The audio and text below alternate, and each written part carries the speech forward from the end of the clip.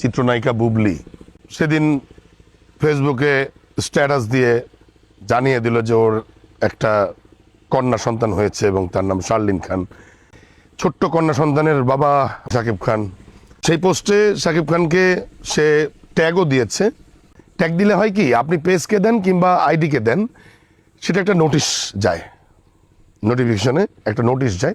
ওইখান থেকে অ্যাকসেপ্ট করলে তখন এই প্রোফাইলটাতে, যেই প্রোফাইলটাকে থেকে আপনি ট্যাগ দিবেন সেই প্রোফাইলটাতেও ওইটা শো করে ভিডিওটা।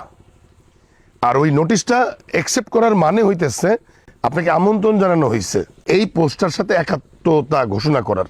কিন্তু এখন পর্যন্ত দেখছি শাকিব খানের যে পেজ, তার অফিসিয়াল পেজ ভেরিফাইড, সেই পেজে এখনও ওই পোস্টটা দেখা যাচ্ছে না।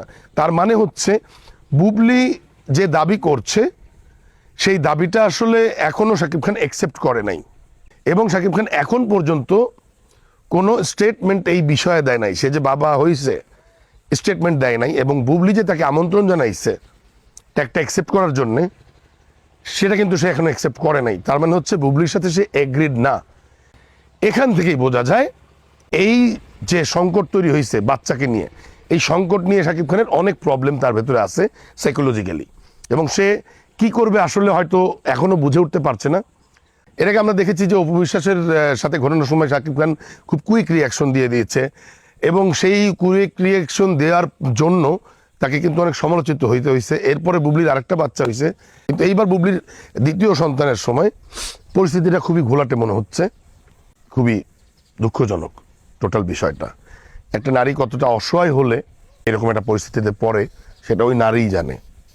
এখন আমি বুবলির কাছের বা বুবলি আমার প্রিয় সহশিল্পী বললে আমি তাকে সাপোর্ট করব, সেটাও আবার নিজের বিবেকের কাছে লাগে।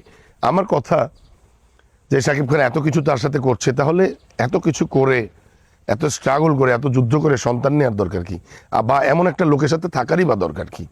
আমি বারবার এর আগেও বলেছি যে বুবলি এমন একজন গুণে গুণান্বিত মেয়ে যার আসলে কোনো পুরুষ ধরে সমাজে প্রতিষ্ঠিত হওয়া লাগে না। বুবলি অলরেডি প্রতিষ্ঠিত। বুবলি কিন্তু এমন একজন মেয়ে যে প্রমাণ করে দিয়েছে যে সে কারো হ্যান্ড সাপোর্ট ছাড়া সে আসলে নিজের যোগ্যতাতেই এখানে টপ নায়িকা হয়েছে। এবং আপনি দেখেন কারো হাতে কিন্তু তেমন ছবি নাই। তো বুবলির মতন একটা মেয়ের এই অসহায় পরিস্থিতি, এটা আসলে খুবই দুঃখজনক। সবচেয়ে বেশি ডেঞ্জারাস হচ্ছে যেটা, এই সন্তানগুলা এখন নয় তেমন কিছু বোঝে না, কিন্তু ওরা বড় হওয়ার পরে তো এই এখন তো ইন্টারনেটের যুগ, এবং সব তো থেকে যাবে।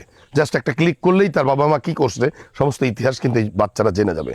তখন এই বাচ্চারা এই বাবা মাকে কি ঘৃণা করবে না? তারা কি তখন উপলব্ধি করবে না যে এই বাবা মা আমাকে পৃথিবীতে আনার জন্যে কতটা মানে বাজে পরিস্থিতি ক্রিয়েট করে আমাকে পৃথিবীতে আনছে, এবং পুরো জাতির সামনে এই বাচ্চাগুলোকে অসহায় করে তোলা হয়েছে। বাচ্চারা তো ইনোসেন্ট, তাদের তো কোনো দোষ নাই। আপনি এবং সে যা করেছেন সেটার কৃতকর্মের ফল কিন্তু এই বাচ্চাটাকে এখন ভোগ করতে হচ্ছে, অথচ she is or he is innocent. তো এই জিনিসটা আমার খুব কষ্ট লাগে যে এই বাচ্চা বড় হয়ে আসলে কি ফিল করবে, এই বাবা মাকে আসলে কোন দৃষ্টিতে দেখবে। আমি তো ঘৃণা ছাড়া কিছু দেখছি না। এই বাচ্চাগুলা বড় হয়ে বাবা মাকে ঘৃণা করবে আমার ধারণা। আপনাদের কেমন ধারণা সেটা কমেন্ট দিয়ে জানাই দেবেন আমাকে। Thank you.